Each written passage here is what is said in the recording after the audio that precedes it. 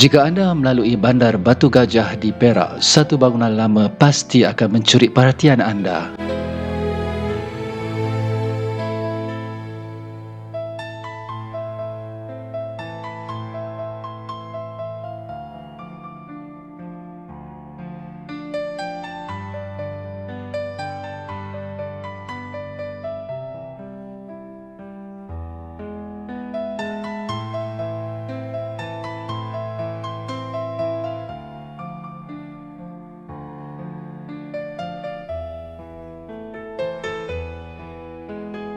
Berdiri megah di sebalik pepohonan hijau, terdapat beberapa struktur bangunan dengan seni bina yang unik lagi klasik. Itulah Hospital Batu Gajah.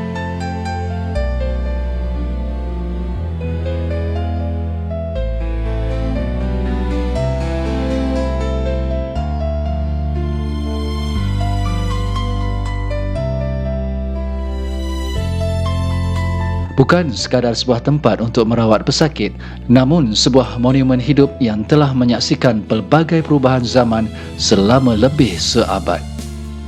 Jika kita meneliti sejarah perubatan di Perak, dua nama sering disebut beriringan.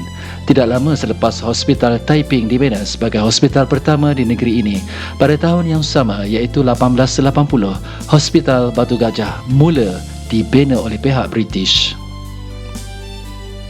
Dibina di atas bidang tanah yang sangat luas, iaitu seluas 55 ekar di atas Bukit Cangkat.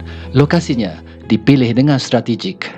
Hospital ini dibina menghadap lanskap hijau yang amat cantik dan menarik, memberikan kesejukan dan ketenangan yang sangat diperlukan untuk pesakit.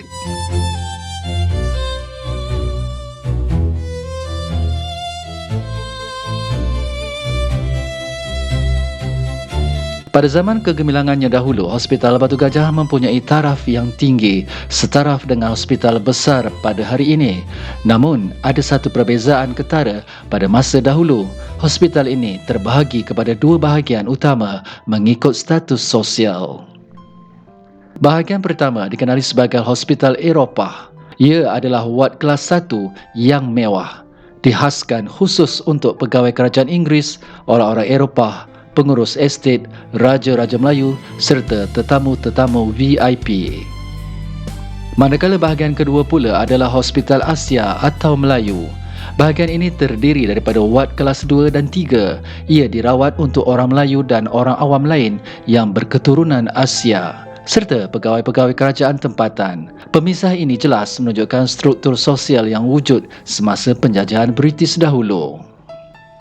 Dari segi pengurusan, pada masa awal penubuhannya, hospital ini diurus tadbir sepenuhnya oleh pegawai perubatan, penyelia dan jururawat yang berbangsa Inggeris.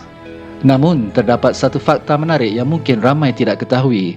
Orang berbangsa Asia yang pertama berkhidmat ditugaskan di Hospital Batu Gajah ini bukanlah dari orang tempatan, namun datangnya dari India dan Sri Lanka.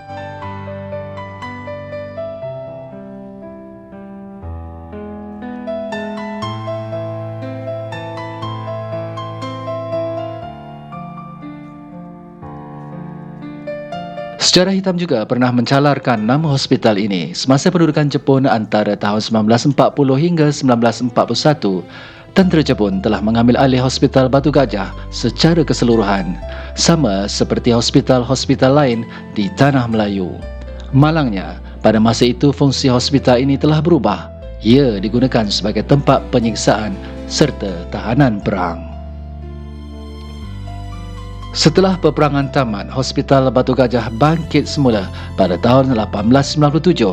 Hospital Taiping menjadi pelopor dengan teknologi mesin imbasan sinaran X-ray. Hampir 50 tahun kemudian, iaitu pada tahun 1946, giliran Hospital Batu Gajah menerima teknologi tersebut dan jabatan X-ray rasmi ditubuhkan di sini. Ia menjadi tanda permulaan pemodenan perubatan di hospital ini.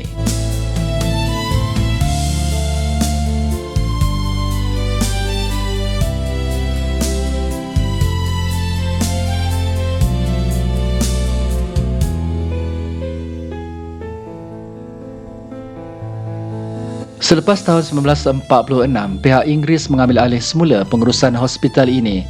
Pembangunan pesat berlaku dan pada tahun 1956, pusat latihan untuk jururawat telah ditubuhkan di sini.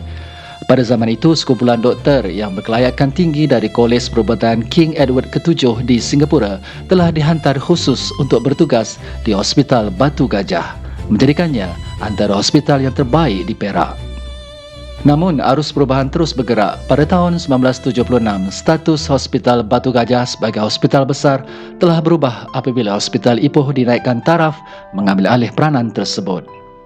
Selepas negara mencapai kemerdekaan, Hospital Batu Gajah tidak ketinggalan walaupun bangunan asalnya dikekalkan sebagai warisan sejarah. Pelbagai kemudahan moden telah ditambah di sekelilingnya. Ia kini berfungsi sebagai hospital daerah yang menjadi nadi kepada sistem kesihatan penduduk di sini. Walaupun teknologi perubatan kini semakin canggih, hospital ini tetap mengekalkan identitinya yang tenang dan menenangkan. Hari ini, Hospital Batu Gajah dikenali sebagai hospital daerah. Hospital Batu Gajah kekal tegak menggabungkan kelestarian masa lalu dengan keperluan masa kini. Sebuah warisan yang kita wajib jaga dan hargai.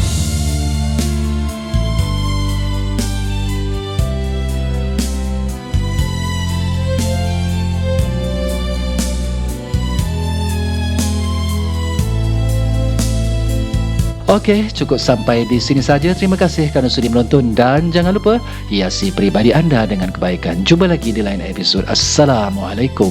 Bye-bye.